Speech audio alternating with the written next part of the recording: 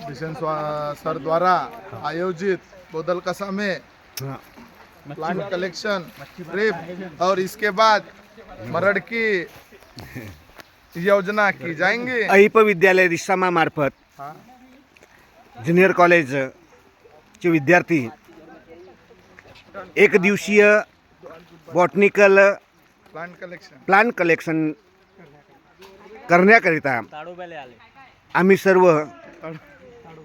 ताडोबा अभयारण्य जिल्हा चंद्रपूर इथं एक दिवसीय सहल, शैक्षणिक सहल ज्याला म्हणता येईल अशी सुंदर अशी सहल आपण इथं घेऊन आलेली आहे। आणि त्यानिमित्ताने वर्ग 11वी विज्ञान शाखा येथील विद्यार्थी व शिक्षक वृंद हे सध्या विविध प्रकारच्या वृक्षांचे संकलन करत असताना हे आपल्याला इथं दिसत आहेत। आणि त्या वृक्षांची माहिती त्या विषयाचे शिक्षक सन्माननीय बोंबार्डे सर, सन्माननीय मेश्राम सर, सन्माननीय बागडे सर आणि तसेच प्रिन्सिपल सन्माननीय एम बी रांगडाले सर हे त्या वृक्षांची माहिती देत असताना व संकलन करत असताना हे छायाचित्र इथं आता सध्या सुरू केलेले आहे। विविध प्रकारचे वृक्ष असतात, वृक्षांच्या विविध जाती असतात, त्यांचे विविध उपयोगही असतात। काही असे वनस्पती आहेत की ज्यांच्यापासून विविध प्रकारच्या रोगावर उपचार करता येते। त्यांच्या माध्यमातून त्या विद्यार्थ्यांना माहिती गोळा करणे आणि त्या वृक्षांची माहिती देणे, त्यांचा उपयोग सांगणे असे विविध कार्य सर्व लेक्चरर्स करत आहेत। आणि तसेच भूगोल या विषयाचा सुद्धा विविध मार्गदर्शन सन्माननीय हेमने सर करत आहेत। दगडांचे प्रकार, वृक्षांचे प्रकार, कोणत्या प्रकारचे आपल्याकडे वृक्ष सापडतात, पानझडी वृक्ष आहेत, मोसमी वृक्ष आहेत की सूचीपर्णी वृक्ष आहेत, आणि खडकांच्या प्रकारामध्ये विविध प्रकारसुद्धा सन्माननीय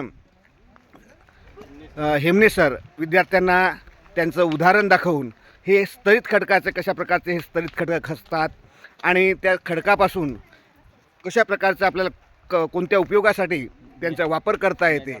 तसेच हा आपट्याचं झाड आहे, ह्या आपट्याच्या झाडाचं विशेष महत्त्वसुद्धा सन्माननीय मेंढे सरांच्या मार्फत विद्यार्थ्यांना त्याची माहिती देत असताना की आपटा कशा प्रकारे आपल्याला संस्कृतीतसुद्धा त्याचा उपयोग होतो आणि त्याच्या औषधामध्ये कशा प्रकारचा उपयोग केला जातो याचे मार्गदर्शन करताना सन्माननीय मेंढे सर आणि सन्माननीय एम बी रांगडाले सर प्राचार्य अहिप high school and junior college Risama हे सदर एका वृक्षाच्या पानापासून कशा प्रकारचं औषधी तयार केली जाते आणि त्या वृक्षाचं त्या छोट्याशा गवताळ वृक्षाचं नाव आहे कडुलिंब, ज्याला कडुलिंब नाही भुईलिंब, की ज्याच्यापासून विविध त्याच्या काळापासून कशा प्रकारे आपल्याला औषधी तयार करता येते आणि त्याचा उपयोग आपण कशा प्रकारे आपल्याला जेव्हा तापावर त्या काड्याचा वापर कसा करता येईल याची मार्गदर्शन सुद्धा सन्माननीय एम बी रांगडाले सर करत आहेत। असेही अलौकिक अविस्मरणीय शैक्षणिक सहल विद्यालयामार्फत तमाम